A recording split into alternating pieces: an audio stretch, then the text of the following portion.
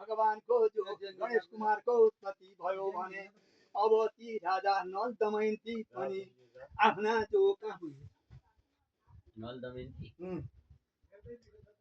अब कलि आएर सारी उडाउन ती राजा नल दमयन्ती पनि घुम्दै घुम्दै घुम्दै मैलो धोती पहिरिएको छ निज बलनाम गरिएका मित्रका घरबाट राति भागेर जाँदा जाँदा जाँदा धेरै टाढा पुगिसकेपछि भोकले गलित भइएको छ। हे प्यारी प्यारी यहाँ धेरै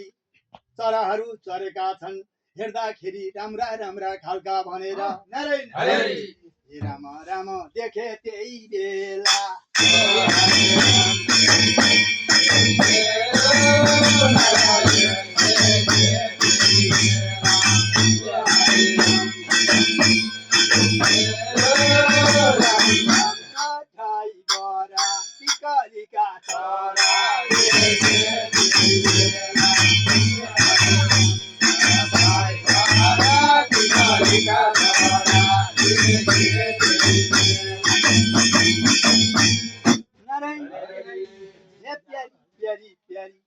अब चरा छोपेर हामीले भोजन गर्नुपर्छ भनेर ती राजाले पनि दमयन्ती आफ्नो प्यारीलाई भनिसकेपछि हुन्छ त हजुर भनेकी थिइन्। त्यही बेलामा ती चराहरू चरेकै ठाउँमा गएर त्यो रुखबाट ती चराहरू भुइँमा त्यो राजा नललाई देखेपछि भुइँमा नजिक नजिक आएर चर्न थाले। राजा नलले पनि आफ्नो धोती अब उपाय केही छैन चरा नखाइ भएको नारायण राम राम राम राम छोपो निन्द्राले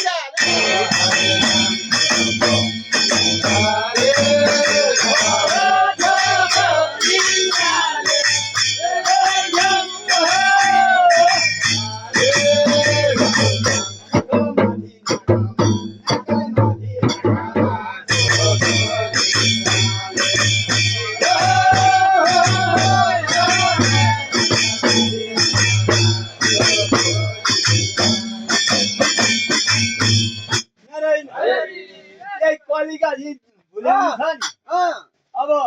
पाथी भर्दै गएपछि ढुसी हुँदै हुँदै हुँदै आएको छ। त्यसो भरि पारेर अनि गप्प राख्नु पाएको हुन्छ भरि हुनै पाएको छैन। के गर्न थाल्यो भने त्यो कलीले पनि झाप्प झुप्प झाप्प झुप्प यसको व्रत भङ्ग गरिदिउँ कि भन्न आँटेको छ। त्यसमा नारायण राम राम बडो होस् गरिनु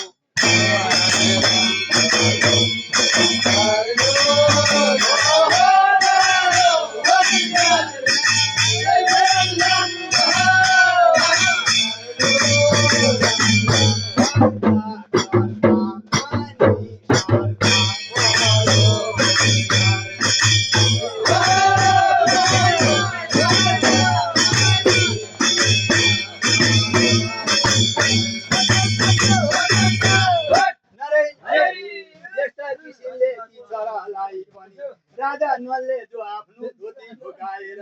चरालाई छोपौँ भनेर आँटेका थिए झ्याप्प हानेका जसरी माझीले जाल छोप्छ त्यसै गरी जाल छोपौँ भन्दाखेरि ती कली चराले पनि त्यो धोतीलाई सरर उडाएर लगेर माथि हाँगामा बसेर नारायण हे राम राम नाङ्गै गरायो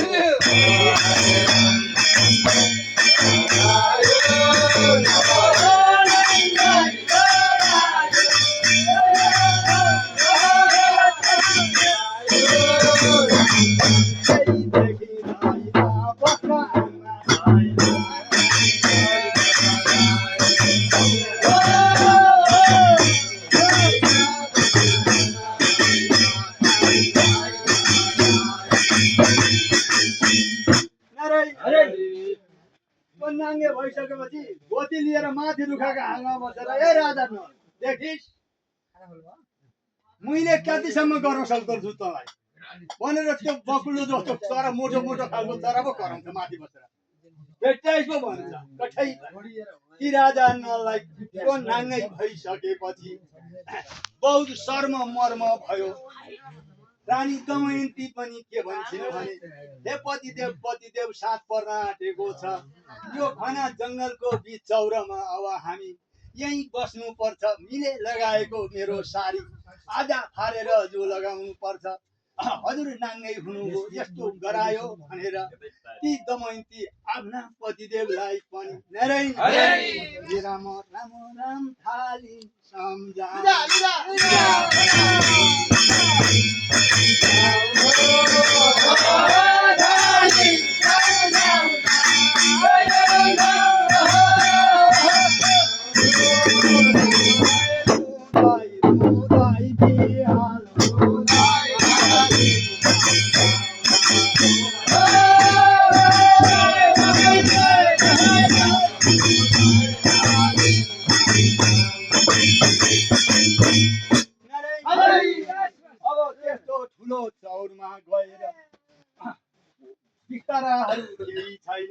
पत्करहरू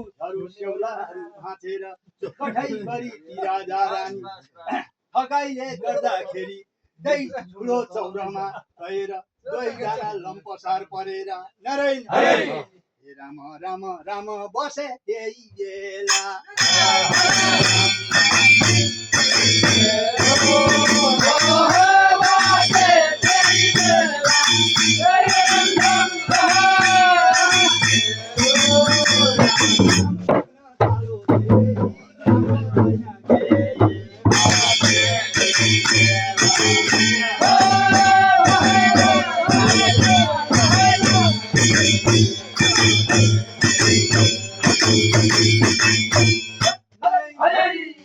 यस्ता किसिमले जुवा खेलेर धन दौलत ऐश्वर्य भएको सम्पूर्ण हारेर आफ्ना दुईटा छोरा छोरी पनि बाबाका घरमा पठाई माइकामा पठाइदिएर ती आफ्ना पति भन्न खातिरले ती दमयन्तीले आफ्ना पतिलाई नछाडी पछि लागेर जाँदा त्यत्रो समयसम्म खानपिन नभएको कारणले गर्दा जिउ पनि सबै सुक्दै गयो न राति निन्द्रा लाग्छ न खाना पाइन्छ कठैभरि ती दुई दम्पति राजा नल दमयन्ती पनि राम राम रुँदै बसे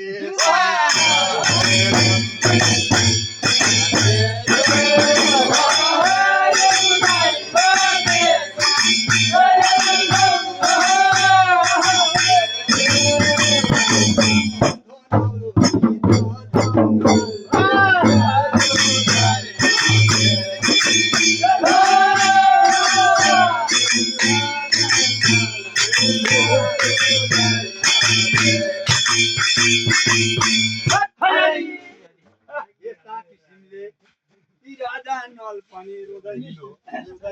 रानी दमयन्ती पनि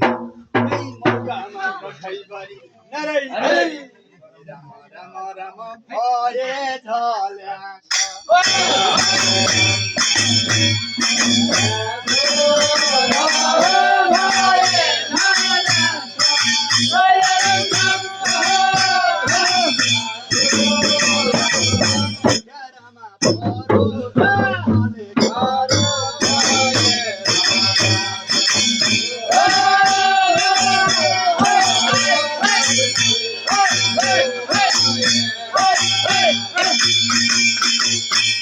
भए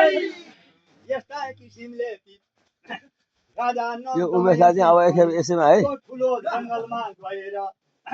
सुत्न भनेर लागेका थिए राजा नललाई निन्द्रा लाग्दैन कस्तो मनमा छ साध्य छैन ती दमयन्ती भने हिँड्दा कहिल्यै राज दरबारदेखि ननिस्केकी बिचारी आफ्ना पतिदेव भन्न खातिरले सँगै पछि गएकी थिइन् ठकाइले भसुक्क भएर निदाइन अब राजा नलसँगै सुतेका छन् अँगालो मारेर होला तानिने राजा नल छन् भन्ने उनलाई भयो ठकाइले गर्दा ती कठै बिचार नारायण राम राम राम घना जङ्गलमा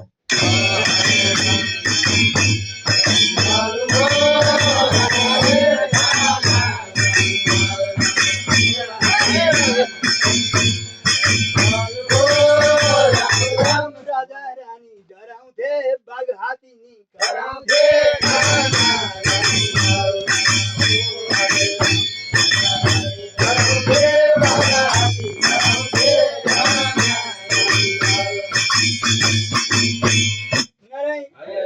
हेर्नु त विपदको घडी कठै गए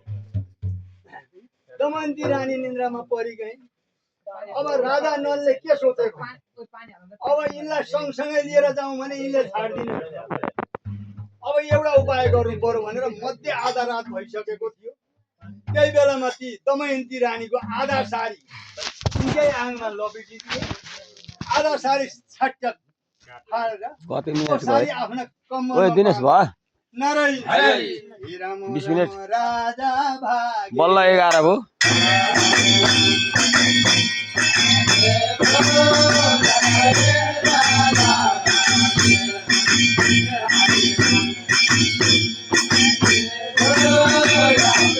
आधा साडी लाएर रानी छाडी दिएर राजा भागे।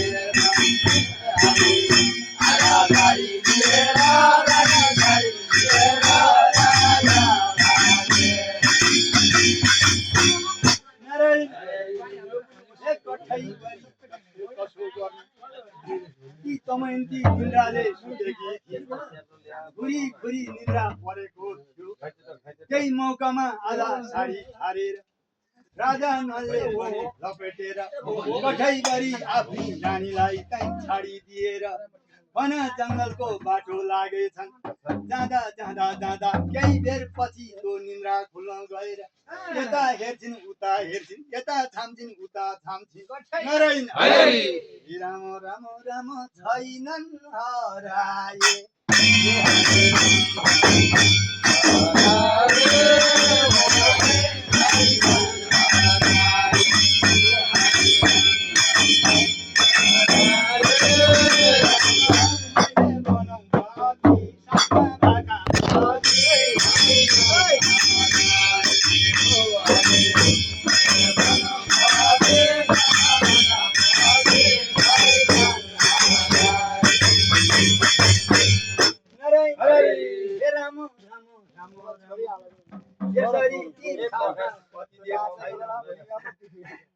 हेर्दाखेरि घना जङ्गल छ। बाघ हात्तीहरू झुक्रेका छन्। साध्य विधि त्यो जङ्गलमा छैन। चरा पन्छीहरू चिरबिर गरेका छन्। को पनि रानीलाई होस छैन। कठै गरी मैले सँगसँगै बसौँला सँगसँगै खाउँला सँगसँगै कुराहरू दिने सास यता हेर हाँस भन्न खातिरले बाल्यकालका छोरा छोरीलाई पनि माइत पठाएर हजुरकै साथमा लागेर आएकी थिइन्। अहिले हजुरले मलाई पनि छाडी कता जानुभयो भने नारायण राम राम राम थालिन् रुनलाई।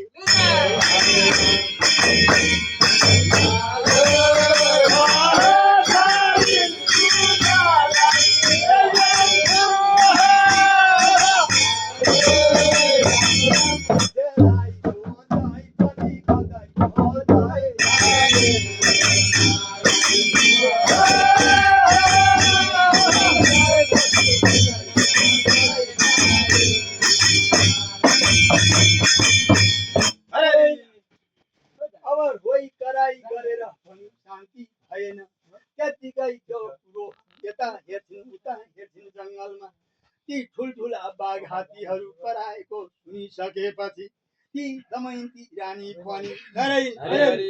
राम राम मूर्छा भइछन्।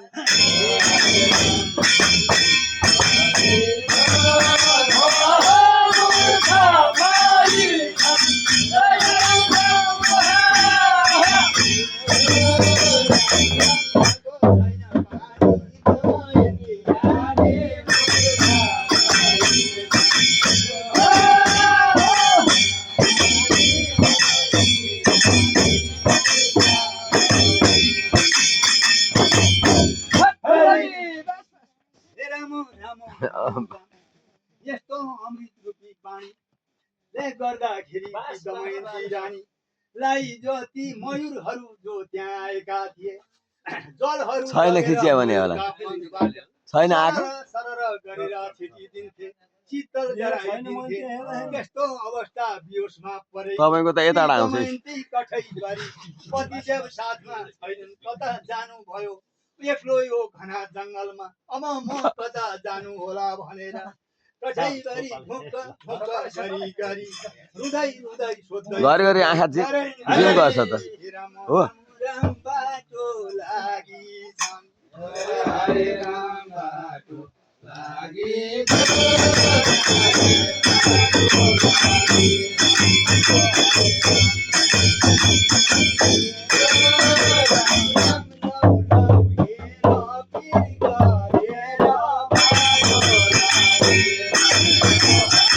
क्या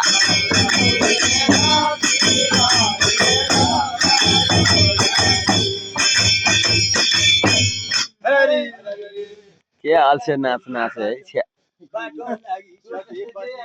धेरै टाढा घुम्दै घुम्दै गइसकेर ठुल्ठुला ऋषि मुनिहरूको तपस गरेको आश्रममा पुगेर के भन्छन् भनेदेखि हे महाराज विश्वेश्वराजी हो हाम्रा राजा नल तपाईँहरूले देखेका थियौ कि यता भयो कि भनेर भन्दाखेरि ती ऋषिहरू के भन्छन् भने हे दमयन्ती अब धेर पिर नगर केही समय पछि तिम्रो पनि राज्य फिर्ता ती राजा नलले गराउँछन् ऐश्वर्य प्राप्त हुन्छ रुनु पर्दैन भनेर नारायण राम राम चित्त बुझाए हरे राम चित्त बुझाए चित्त बुझाए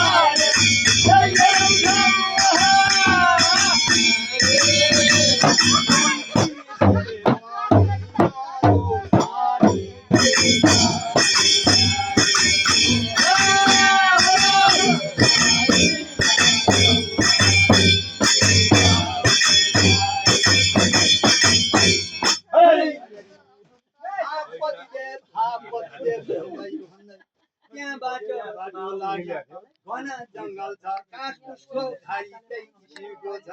जाँदा जाँदा जाँदा अलि पर पुगिसकेपछि भयङ्कर साप ठुलो यत्रो बडो निस्किएर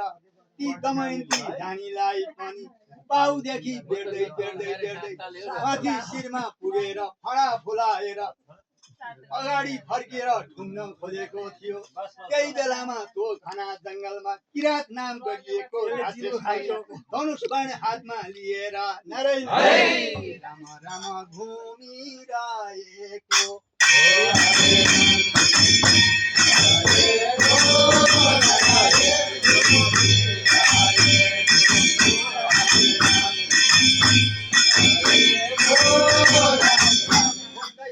हेर जङ्गलमा धेर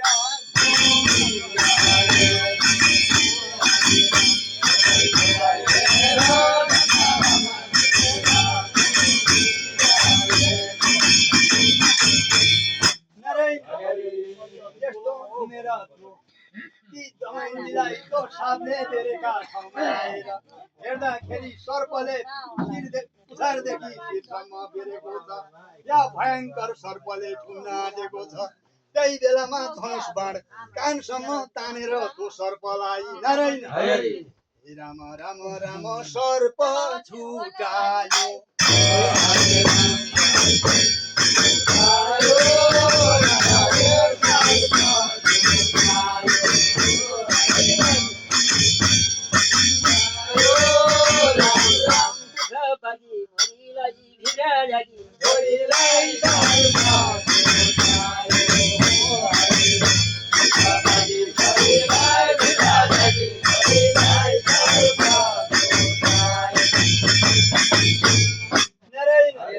सर्प छुटाइसकेपछि अगाडि गएर के भन्छ भने हे सुन्दरी सुन्दरी तिमीलाई सर्पले टोक्न आँटेको थियो मैले धनुष बाण लिएर सर्प छुटाएँ अब तिमी पनि जङ्गलमा एक्लै छौ म पनि एक्लै छु तिमी यति राम्री छौ म पनि राम्रो खानदानकै छु भनेर फर्काउन पो थाल विवाह गरौँ भनेर त्यो किरात रूप राक्षसले पनि नारायण राम राम थालो फर्काउन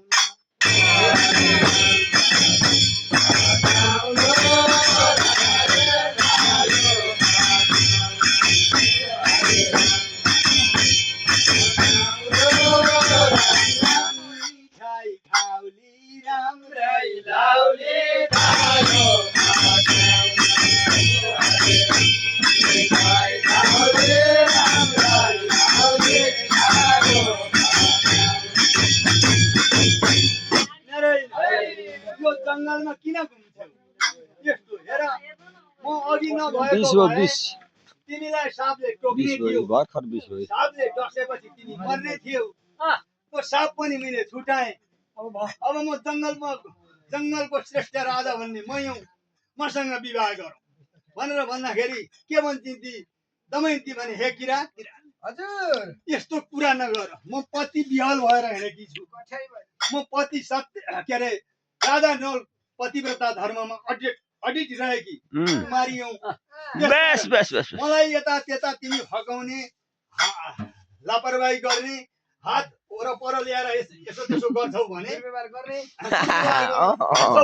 हे राम राम हेरिदिँदै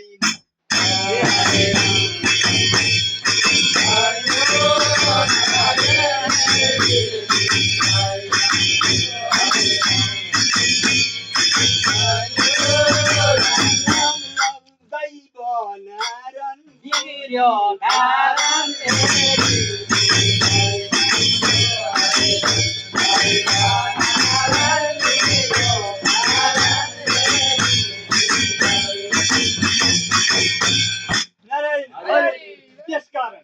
मलाई यस्तो नगर भन्दाखेरि त्यो राक्षस झन् अघि सरेर हातपात गराउनै जाइ लागेको त त्यही बेलामा ती दमयन्तीले पनि कुदृष्टि रूपले पतिव्रता थिइन् त्यसकारणले यसो नराम्रो नजरले हेरेकी थिइन् त्यही बेलामा नारायण राम राम भस्म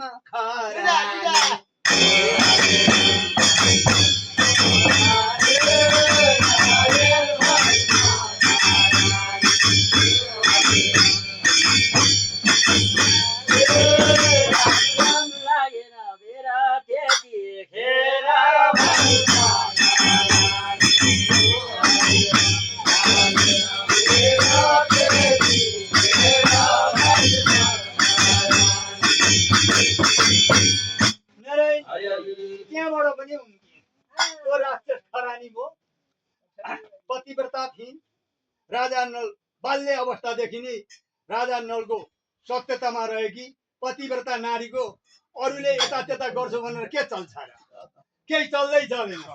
हेर्दैमा कुदृष्टि भस्म खरानी भयो भने नारायण हे राम राम कसले जान्दछ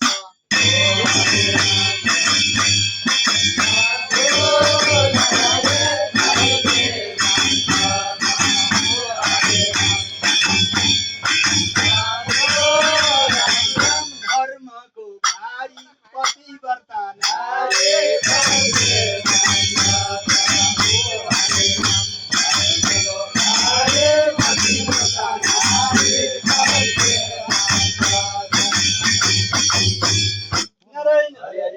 यस्तो अलिक भएर आफ्ना पतिदेवको साथमा रहेकी ती दमयन्ती रानी रुँदै कराउँदै विहल हुँदै घना जङ्गलमा आफ्ना पतिदेवलाई